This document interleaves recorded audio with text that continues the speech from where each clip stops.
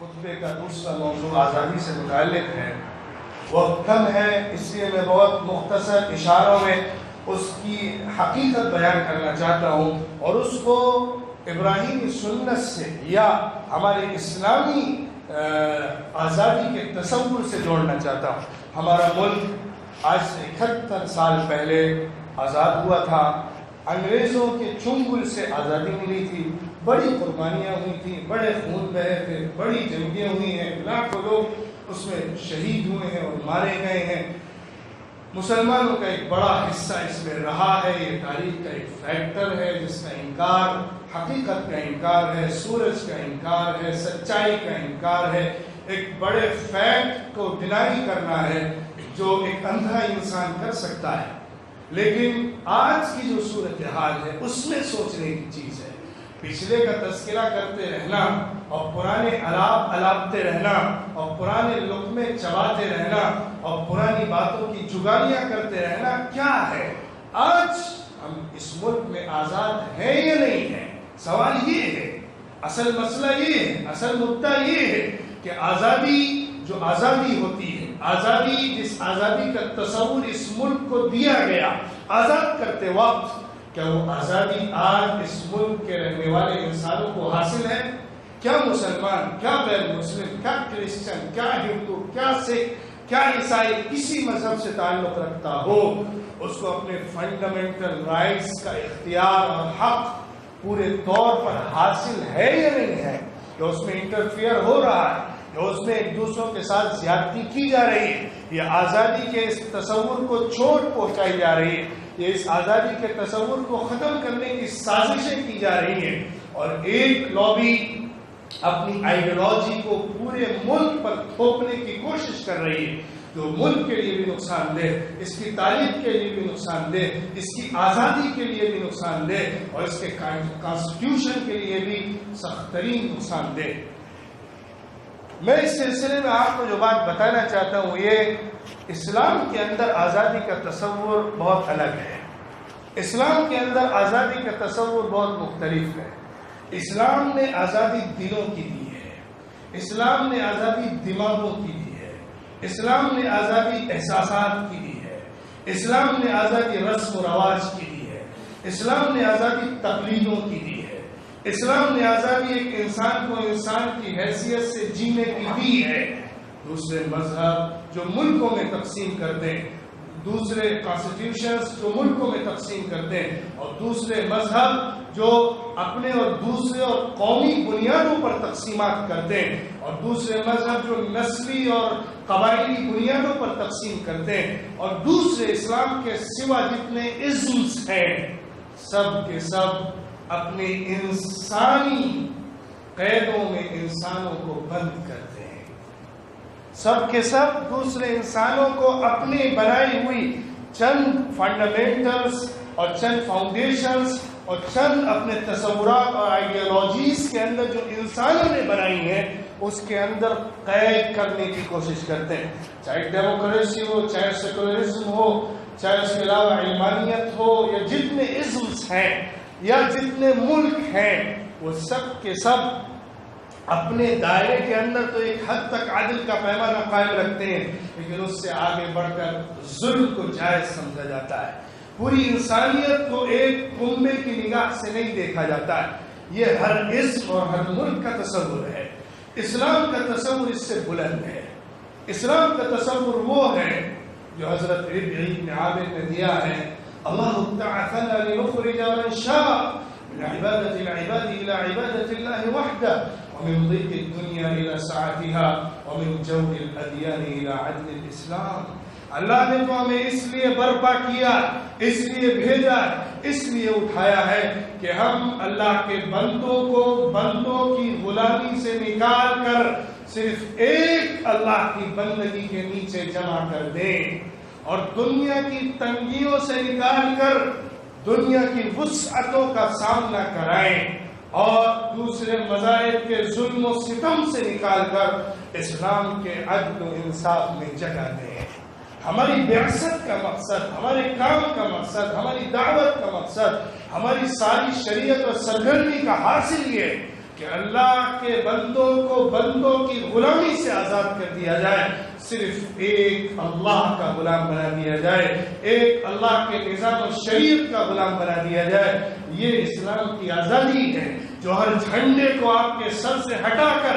ایک اللہ کا ایک رنگ کا جھنڈا آپ کے سر پر چھا دیتی ہے۔ یا ایھا الناس انا خلقناکم من ذکر و انثی وجعلناکم شعوبا وقبائل لتعارفوا ان اکرمکم عند اللہ اتقاکم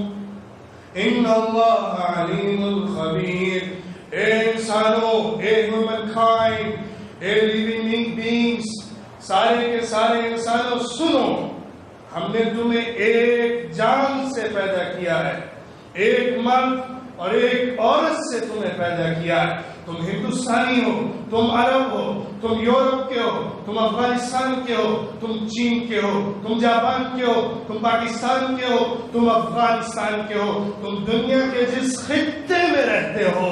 ایک ماں باپ، ایک مرد اور ایک عورت سے پھلے پھولے اور بڑے ہو، اور ہم نے تمہیں قبیلوں میں، علاقوں میں، ملکوں میں، نسلوں میں، قبیلوں میں، خاندانوں میں، مختلف حصوں میں بانٹا ہے۔ کیوں؟ تاکہ تم ایک دوسرے کو پہچان سکو، تاکہ معلوم ہو سکے یہ بیری ہے، تاکہ معلوم ہو سکے کہ یہ کیرالین ہے، تاکہ معلوم ہو سکے کہ یہ کنڑ ہے، تاکہ معلوم ہو سکے کہ یو پی کا ہے، تاکہ معلوم ہو سکے یہ اردو بولنے والا، تاکہ معلوم ہو سکے یہ چائنیز بولنے والا، تاکہ معلوم ہو سکے یہ جاپنیز بولنے والا، تاکہ معلوم ہو سکے کہ یہ فلاں قبیلے کا، فلاں خاندان کا، فلاں نسل کا آدمی۔ ایک دوسرے کا تعارف، ایک دوسرے کا انٹروڈکشن اس کے ذریعے سے کرایا جا سکے۔ لیکن ضابطہ اور قانون، اللہ کے کانسٹیٹیوشن میں جو بنیاد ہے وہ یہ تم جس زبان کے، جس نسل کے، جس قوم کے، جس علاقے کے، جس قبیلے کے، جس ملک اور وطن کے رہنے والے ہو،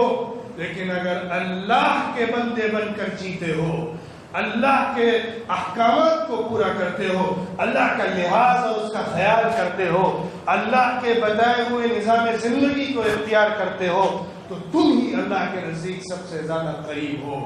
چاہے تم اس قبیلے کے ہو یا اس قبیلے کے، اس ملک کے ہو یا اس ملک کے، اللہ کی نگاہ میں سارے انسان برابر ہیں۔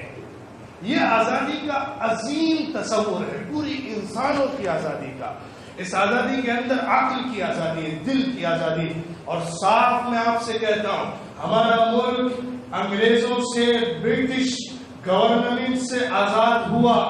لیکن ہمارے جسم آزاد ہوئے، ان کی حکومت ہمارے درمیان نہیں رہی، لیکن ان کا دل ہم نے قبول کیا، ان کے دماغ کو قبول کیا، ان کے سسٹم آف لائف کو، لیونگ کو قبول کیا، ہم نے ان کی میتھولوجیز کو قبول کیا، آئیڈیالوجیز کو قبول کیا، ان کے سسٹم آف ایجوکیشن کو قبول کیا، ان کے سسٹم آف اکنامکس کو قبول کیا، ہم نے ان کے، حتیٰ کہ میں کہتا ہوں ہم نے ان کے میتھڈ آف کانسٹیٹیوشن کو قبول کیا۔ ہمارے ملک کا جو کانسٹیٹیوشن ہے وہ برٹش کانسٹیٹیوشن پر بیس کرتا ہے، اس کے جو فاؤنڈیشنز ہیں وہ برٹش کانسٹیٹیوشن کے فاؤنڈیشن ہیں۔ ہمارا جو جمہوری نظام ہے، جو سیکولر سسٹم ہے ملک کا، سیاسی اور پولیٹیکل، وہ بیس کرتا ہے برٹش سیکولرزم پر۔ ہم ان سے جڑے ہوئے ہیں، عقل میں، دل میں، دماغ میں، زندگی کی پوری طور طریقے میں۔ تو یہ آزادی صرف نام کی آزادی ہے، جب تک دل آزاد نہ ہو، جب تک کہ کلچر آزاد نہ ہو، جب تک کہ دماغ آزاد نہ ہو، جب تک کہ ایجوکیشن آزاد نہ ہو، جب تک کہ ہم سب سے اٹھ کر ایک اللہ کے بندوں کی حیثیت سے، ایک اللہ کے بندے بن کر سارے انسانوں کو دیکھتے ہوئے جب تک اپنے کو بلند نہیں کریں گے اور اس پیمانے پر آنے کی کوشش نہیں کریں گے، تو یہ ظلم ہوتا رہے گا، ایک دوسرے پر زیادتیاں ہوتی رہیں گی، ایک دوسرے کے حق مارے جاتے رہیں گے، اپنے پیٹ اور اپنی اپنی فکر رہے گی۔ ہمیں اس سے آزاد ہونا ہے۔ اس ظلم، نفرت، انارکی، انتشار اور ملک میں جو بدامنی کا رواج پھیلتا جا رہا ہے، اس سے آزاد ملک کو دوبارہ کرنا ہے، اور یہ آزادی یہ آزادی آئیڈیالوجی کی آزادی ہوگی، یہ آزادی فکر کی آزادی ہوگی، یہ آزادی دلوں کی آزادی ہوگی، یہ آزادی دماغوں کی آزادی ہوگی، یہ آزادی ایجوکیشن کی آزادی ہوگی، یہ آزادی ہمارے پورے سسٹم آف لیونگ کی آزادی ہوگی، اور پورے سسٹم آف کنٹری کی آزادی ہوگی، جس کے اندر ہم ان کے سامنے جھکے ہوئے نہیں ہوں گے، بلکہ ہم ان کے سامنے سینہ تان کر اپنی بات انسانی بنیادوں پر، ہیومن کائنڈ اور مین کائنڈ ہونے کی بنیاد پر ان کے سامنے برتری کے ساتھ رکھیں گے۔ جب تک ہم اس راستے میں قدم نہیں بڑھائیں گے، حالات کل سے زیادہ مزید بگڑیں گے، آزادی چھنتی جائے گی اور آزادی کا صحیح تصور حاصل نہیں ہو پائے گا۔ اللہ ہمیں صحیح طور پر حقائق کو سمجھنے والا، عبادات کو ادا کرنے والا، عیدوں کو منانے والا اور اپنی آزادی کے حق کو سمجھ کر اسلامی تصور میں اور ابراہیمی سنت کی روشنی میں سمجھنے والا بنائے۔ آخر میں ایک بات کہہ کے اپنی بات ختم کرتا ہوں۔ میں نے کہا تھا کہ میں ان دونوں موضوع کا رشتہ آپس میں جوڑنا چاہتا ہوں۔ جو آزادی کا تصور ہے اس کو ابراہیم علیہ السلام کی سنت اور زندگی سے اس طور پر سمجھیے۔ ابراہیم علیہ السلام نے بھی آسمان میں جب دیکھا تھا تو چاند، ستاروں اور سورج کی غلامی کا تصور ذہن میں لائے تھے، جس سے وہ نکل کر صرف رب السماوات والارض، آسمانوں اور زمینوں کے رب کی غلامی کو اختیار کر کے حاصل کرنے والے بنے۔ ساری غلامیوں سے نکل کر ایک اللہ کے غلام بن جانا اسلام کی آزادی ہے، انسان کی آزادی ہے، دل کی آزادی ہے، دماغ کی آزادی ہے۔